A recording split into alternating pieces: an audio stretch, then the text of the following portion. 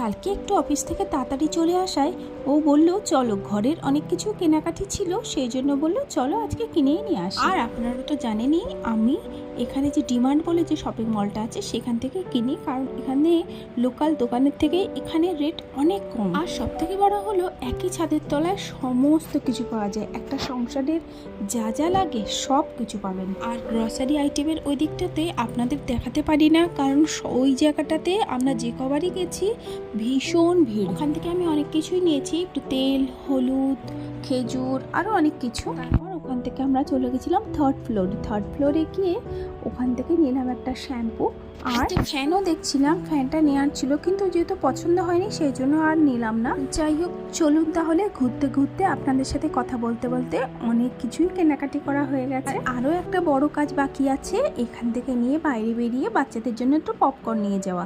আজকে আর বাচ্চাদের নিয়ে আসিনি, দুই ভাই বোন বাড়িতেই আছে, সেই জন্য ওদের জন্য একটু পপকর্ন না নিয়ে গেলে চলে বলুন।